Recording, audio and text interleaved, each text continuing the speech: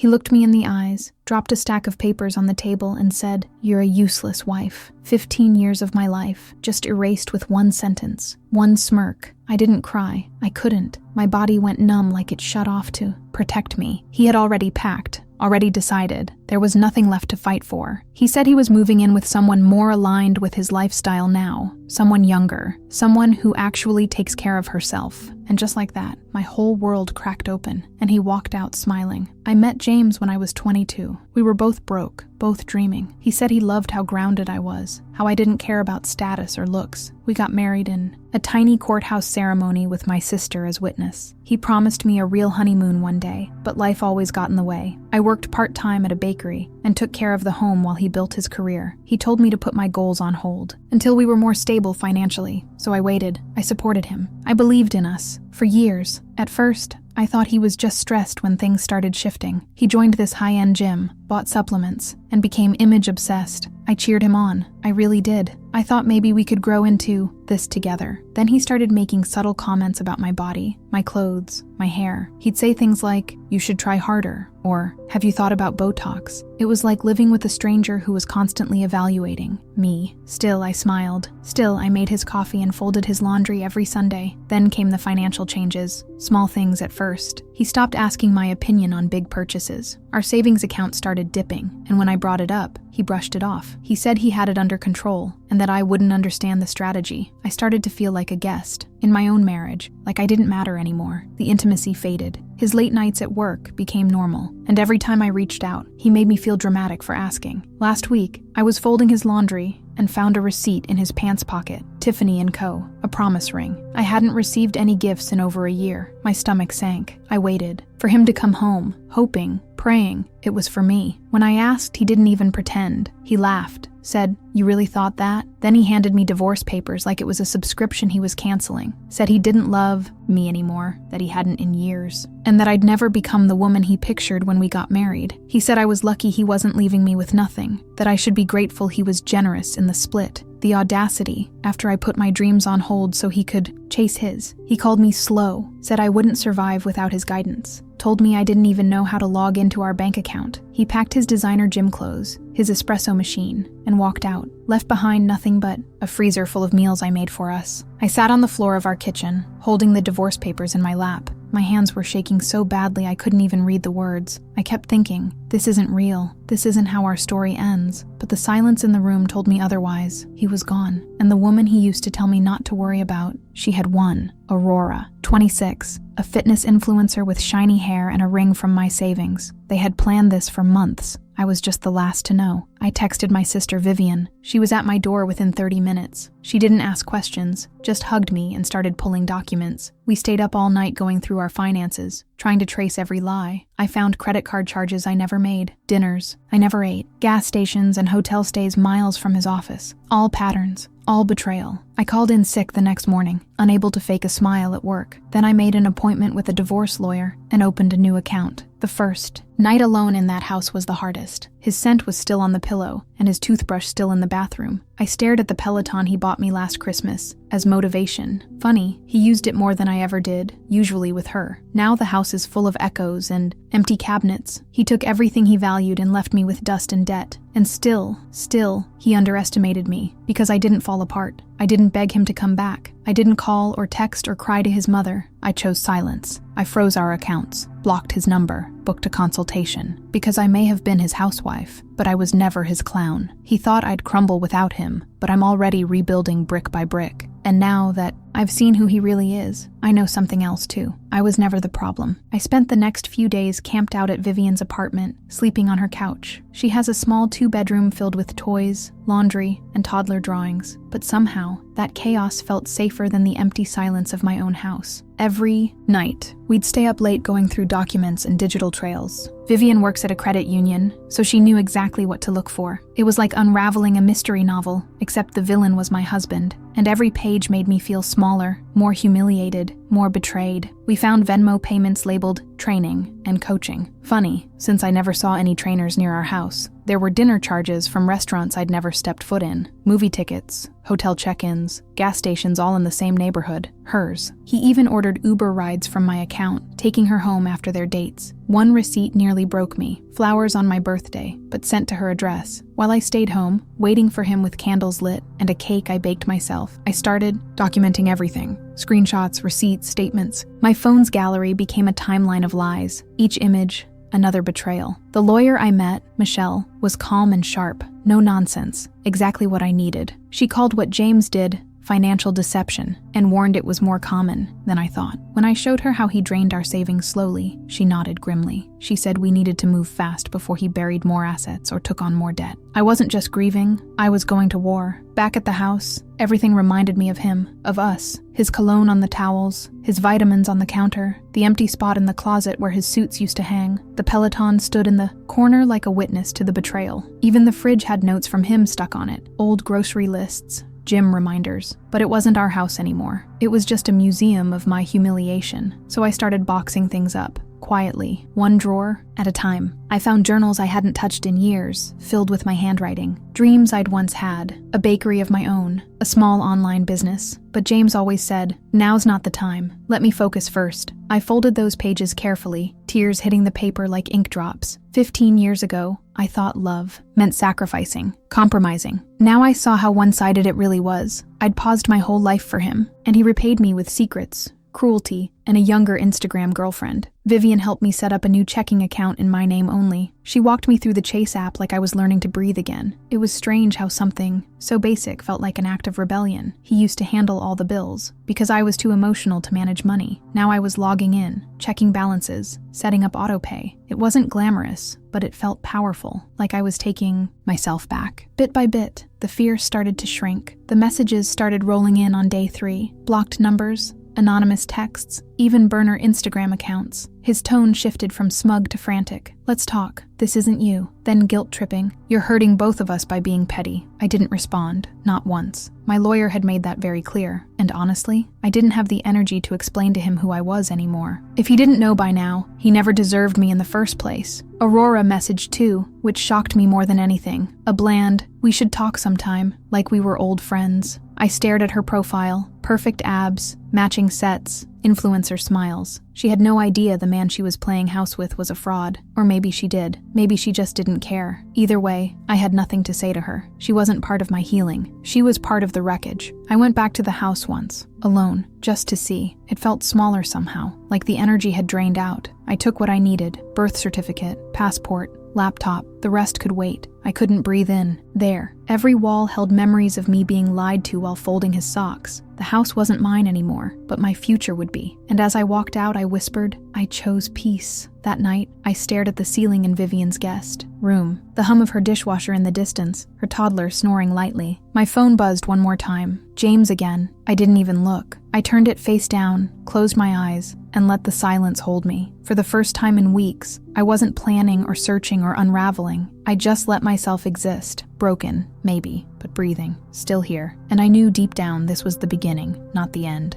The calls didn't stop. 10, then 15, then 20 in a day. Voicemails ranged from pleading to threatening to straight up pathetic. You're making a mistake. Let's talk like adults. You're ruining both our lives. It was wild how fast he went from smug to desperate, like he couldn't believe I wasn't crumbling without him, as if he truly thought I couldn't function without his approval. That was the first time I really heard it in my own head. He underestimated me. Then came the mail. Letters in envelopes with his handwriting. A card even. Cheap, flimsy, with a sad little dog on the front. Inside, "You'll always be my person." I almost laughed. This from the man who said I couldn't even work the Netflix app. I left it on the table, unopened after that one look. Vivian saw it and said, "You keeping that?" I shook my head. She tossed it in the trash without another word. One morning, I got a message from our old internet provider. James had canceled the service. No warning, just gone. Petty, childish, controlling, but not surprising. Vivian just used her hotspot and kept working from her kitchen. Me? I called and set up a brand new account in my name only. That's how it started. Every little thing I once relied on him for, I started doing it myself. No drama, just quiet resilience. Then I found the old cloud drive. He always said I was too disorganized to manage it. Funny, took me 5 minutes to reset the password and log in. Inside were screenshots, bank records, photos, things he probably forgot were even there, and one folder labeled Goals 2023 that nearly made me gag. It had a checklist: new place with Aurora, clear joint account, car upgrade. I scrolled down to the bottom, and there it was: file divorce. So it wasn't a spur-of-the-moment decision. It was a plan, a calculated, deliberate betrayal, executed piece by piece. He hadn't just fallen in love with someone else. He'd decided I was disposable long before he ever said the words. And that realization?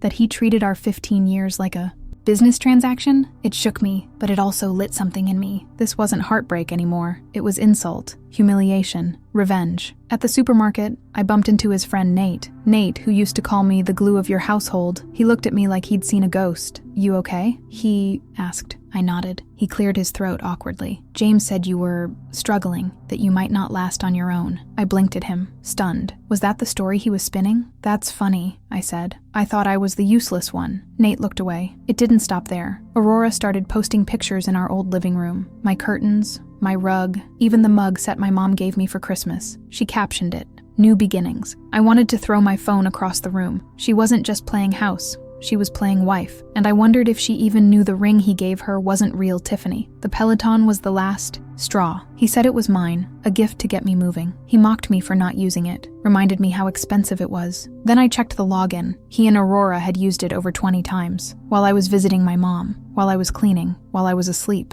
I printed the workout log and added it to my attorney folder, not because it would win the case, just because he called me dramatic. Every time I thought I was done crying, a new detail hit.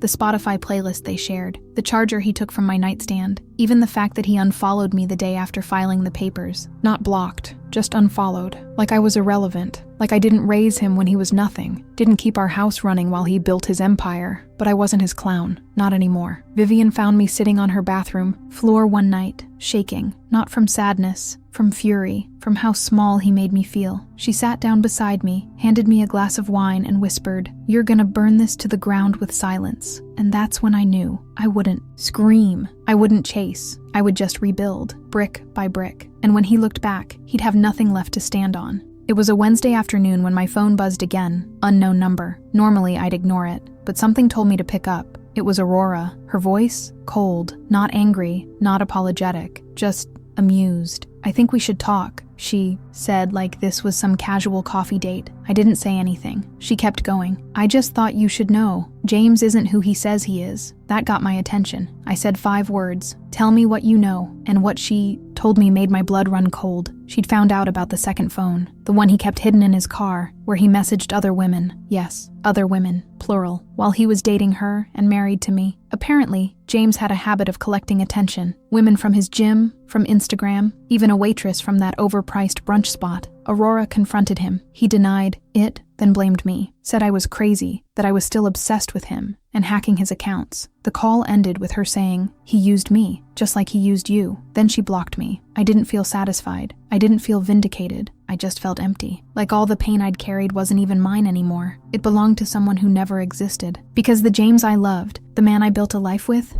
he never stood up for me. He never chose me. He was just good at pretending. Later that night, Vivian showed me a TikTok. It was a story time. A girl talking about dating a guy who left his wife for me, only to find out he was broke, fake, and cheating on both of us. It was Aurora. She didn't name names, but the details were all there. The fake ring, the repossessed Tesla, the lies about business trips. The comments were brutal. People weren't siding with her. They were siding with the wife, with me. And for the first time in weeks, I felt seen. The next day, he showed up at Vivian's house, banging on the door like he owned the place, shouting my name. Vivian grabbed her phone to call the cops, but I opened the door first, not scared, furious. He looked like a mess, unshaved, sweaty, the confident smirk gone. "Can we talk?" he asked. I said, "Talk to your lawyer," and I slammed the door in his face, but not before I saw it. The panic in his eyes. That night, he sent an email, a long, pathetic wall of text saying he missed me, that Aurora dumped him, that he was broke, that nobody understood him. He begged me to meet him, just once.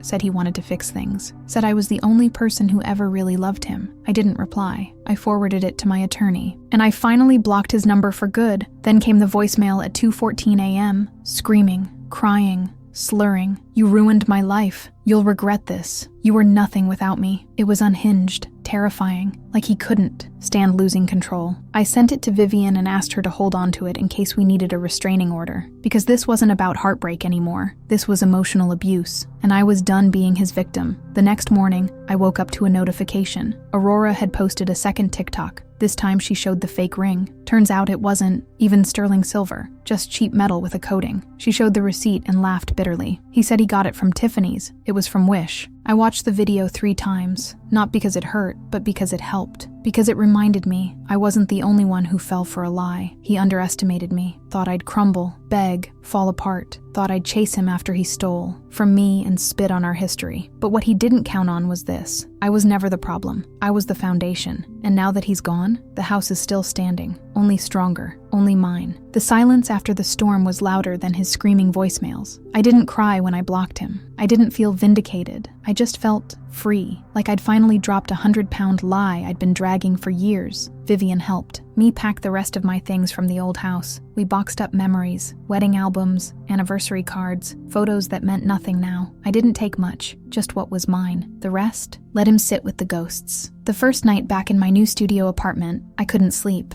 The silence was thick, but peaceful. No coffee maker grinding at 5 a.m. No James pacing while shouting at his Bluetooth headset. Just me, my cheap microwave dinner, and a plant I forgot to water. I curled up on my new couch, wrapped in a blanket Vivian bought me. And for the first time in years, I didn't have to explain myself to anyone. I chose peace. He tried to get to me through other people. His cousin texted, "James says he just wants closure." Closure? After he called me useless and drained our accounts? I didn't respond. I didn't owe anyone my voice anymore. I had given him every part of me for 15 years. My time, my energy, my trust. Now, the only thing I was giving was distance. He made his choice. I made mine. I changed all my passwords, banking, email, streaming services, even the stupid online crossword app he used to laugh at. Every time I typed something new, I imagined a door slamming in his face. No more access, no more open windows. I even deleted our wedding playlist. You know what was on it? A song called Forever Like That. The irony? He never meant a word of it. The landlord of our old house called to ask about the lease. James had stopped paying his half, said he wasn't living there anymore, so it wasn't his problem. So I emailed proof of his abandonment, submitted my name for lease removal, and walked away. No yelling, no begging, just a signature, a timestamp,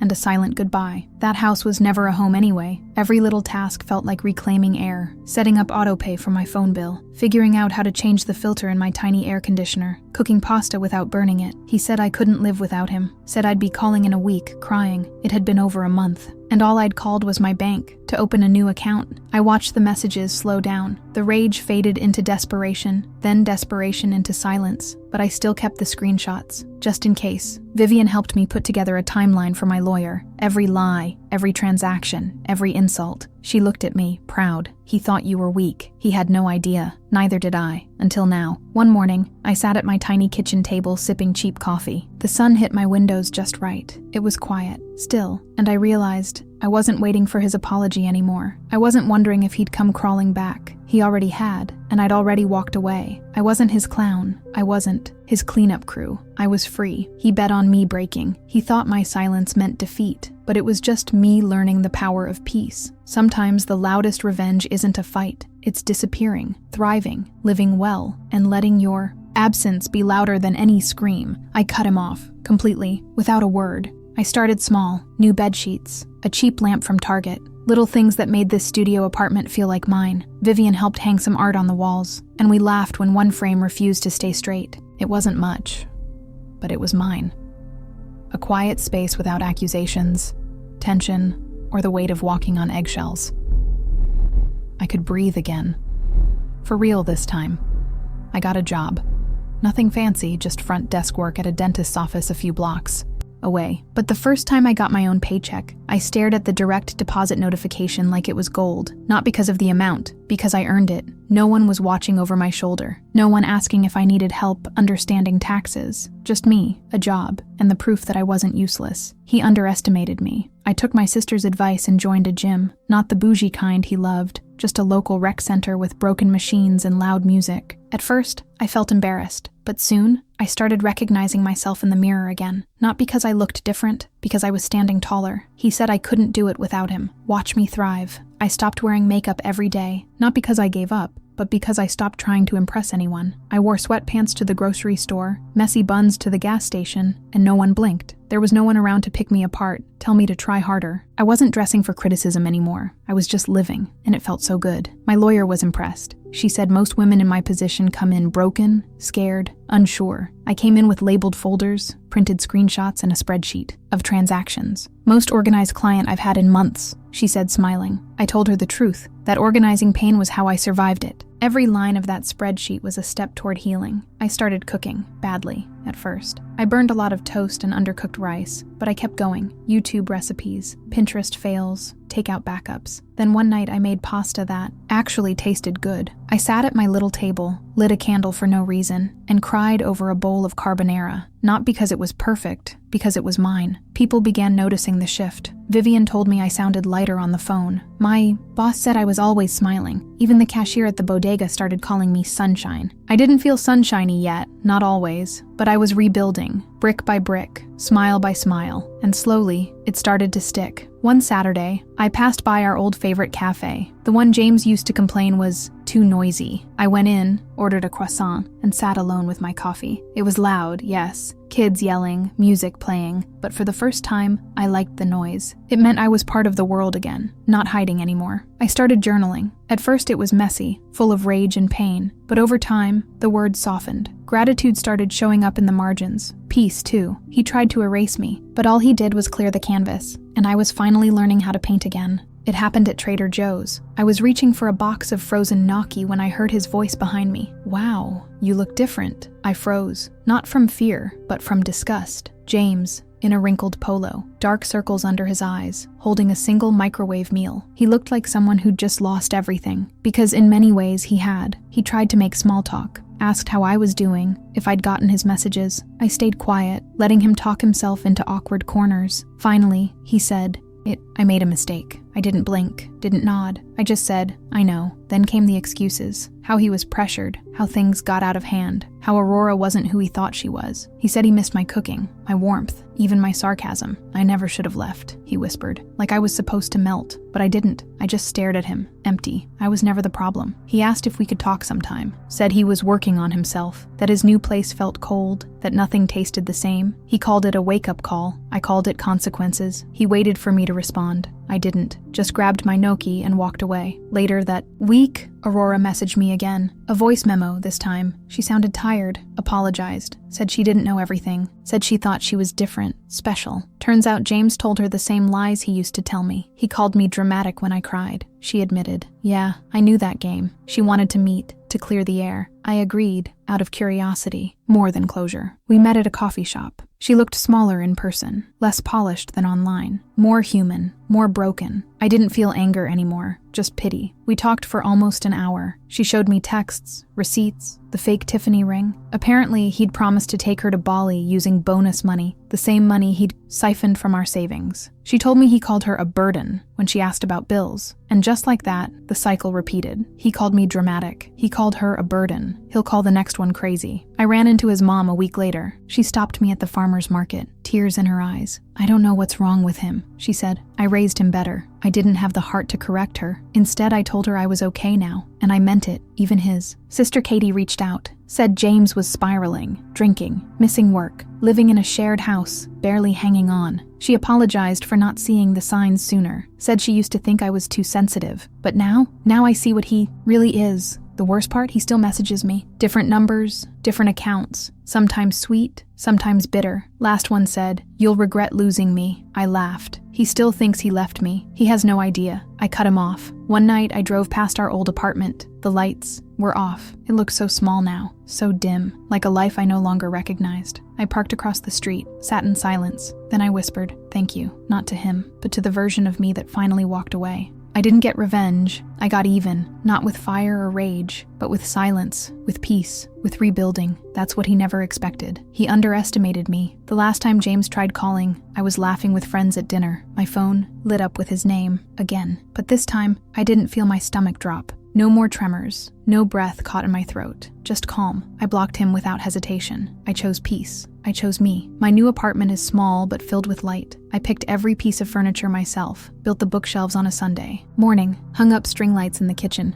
There's no one to criticize my cooking anymore, no one to mock the shows I like. It's mine, messy, imperfect, but real. Sometimes I catch myself smiling for no reason, not because life is perfect, but because I'm no longer waiting for the other shoe to drop. I no longer live in a house where love feels conditional, where I'm walking on eggshells, shrinking to make space for someone else. I'm not his clown. I was never the problem. People ask how I'm doing, and I say, better, because it's true. Because for the first time in years, I wake up not dreading the day, because I'm learning to trust myself again, because I no longer need anyone's permission to be whole. He thought he broke me, that I'd crumble, that I'd call, beg, plead, but instead, I disappeared. Quietly, completely, gracefully. I rebuilt myself from the pieces he tried to scatter, and now I thrive. Not to prove anything to him, but because I finally remembered who I am. This isn't the life I planned, but maybe it's the one I was meant to find. He can keep his lies, his fake luxury, his empty promises. Let him watch me thrive from the sidelines, because I'm done looking back. Let him say I'm dramatic. Let them laugh. Let them whisper. Because I walked away, and the moment I knew I was free was the moment I realized I never needed him to begin with. I'm not a useless wife. I'm a woman who survived, and now I'm finally alive.